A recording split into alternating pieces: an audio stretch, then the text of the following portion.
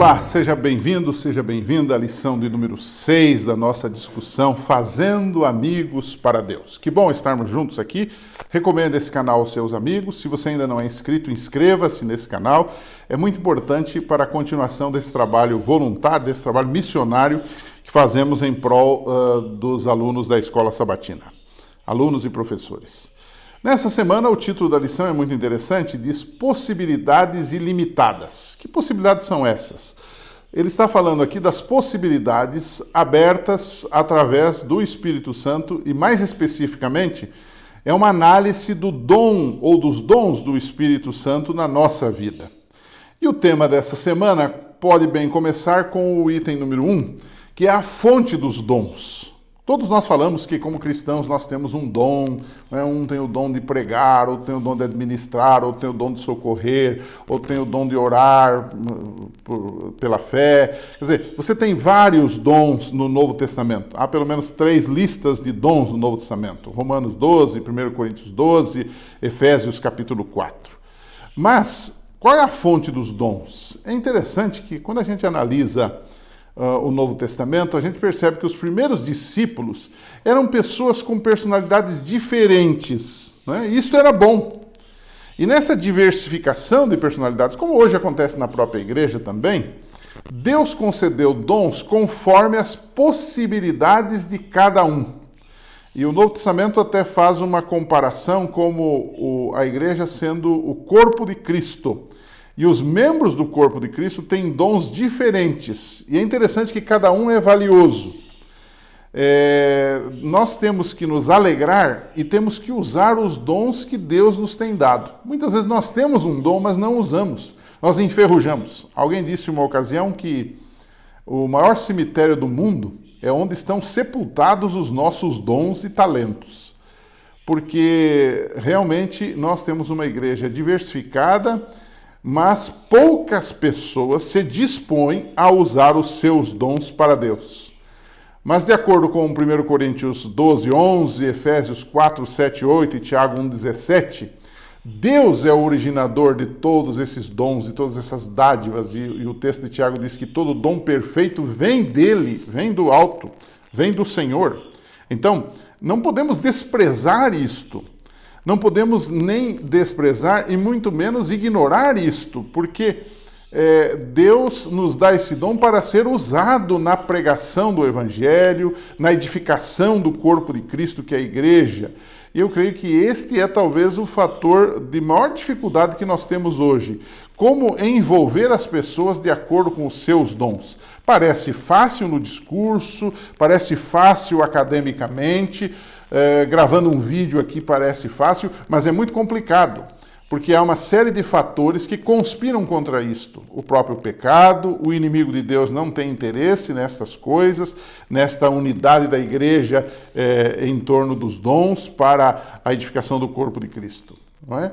Mas um segundo bloco da nossa lição, além da fonte dos dons, poderia ser o propósito dos dons.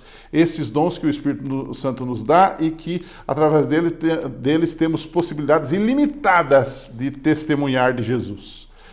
O propósito dos dons, os dons servem a vários propósitos, né? Deus, por exemplo, concede os dons para nutrir a igreja, não é? A gente percebe que nós temos uma igreja que vem crescendo, então sempre há membros novos que precisam de instrução. Então, por exemplo, se você é um bom professor da Escola Sabatina e você reparte seus conhecimentos e a sua experiência também de forma humilde com os seus alunos, você está ajudando a nutrir, então esse é um dom, o dom de ensinar, né? Nutrir, fortalecer a igreja e sempre com o propósito de que a igreja ser fortalecida, o corpo de Cristo ser fortalecido, ele está apto para cumprir seu ministério fora da igreja, salvando pessoas. É isso que deixa claro 1 Coríntios 12, verso 7, Efésios 4, 11 a 14, são textos que você já deve ter lido aí na própria lição. E aí vem uma pergunta dentro desse aspecto dos dons. Pastor, mas a gente também não tem talentos naturais? É verdade. Uma pessoa, por exemplo, pode ser um bom líder, pode ter dom de administrar. Um dos dons do Novo Testamento é esse de presidir. Então, ele vem para a igreja e aquilo que ele tem, que já é natural nele, a pergunta é, aquilo serve como dom?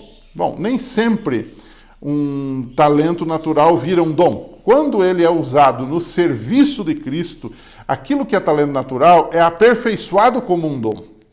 Agora, às vezes a pessoa tem um talento natural e necessariamente aquilo não é usado no serviço de Cristo, e então não necessariamente ele é um dom, mas Deus pode se aproveitar dos talentos naturais e, digamos, transformá-los em dom, se assim podemos dizer.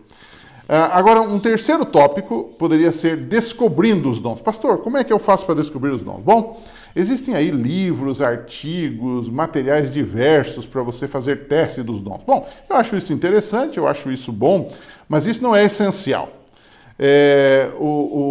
A primeira coisa que nós precisamos fazer para descobrir os dons é pedir a orientação do Espírito Santo. Aquele famoso texto de Mateus 7, né? Pedi e dar-se-vos-á, buscai e achareis, batei e abrir-se-vos-á. Isso serve para todas as coisas. E serve também para esta busca de qual é o meu dom para que eu possa usá-lo. Então, peça a orientação do Espírito Santo de forma fervorosa, né? E um segundo ponto, além da questão dos testes, dos dons, da minha adaptação a um determinado ministério e etc., eu diria que crucial para isto é a minha dedicação ao trabalho. Descobrir os dons depende da nossa dedicação ao trabalho junto aos ministérios que o Espírito Santo nos orientar e que a igreja nos conduzir também. Então, eu tenho que ver se eu me adapto àquilo, se aquilo é produtivo para mim. Então às vezes tem pessoas que acham que têm um dom, mas elas de fato não o têm, porque onde elas vão, elas não são produtivas, elas às vezes até brigam ali, elas atrapalham aquele ministério, se desfaz aquele ministério. Isso não é o dom dela, ela pode ser conduzida para outra coisa. Então, além de orar, você deve procurar fazer. Como é que você aprende a nadar? Lendo sobre natação? Bom, pode ser, em parte, mas se aprende a nadar nadando. Você precisa entrar na água e você precisa exercitar-se lá dentro para você poder dizer que é um nadador.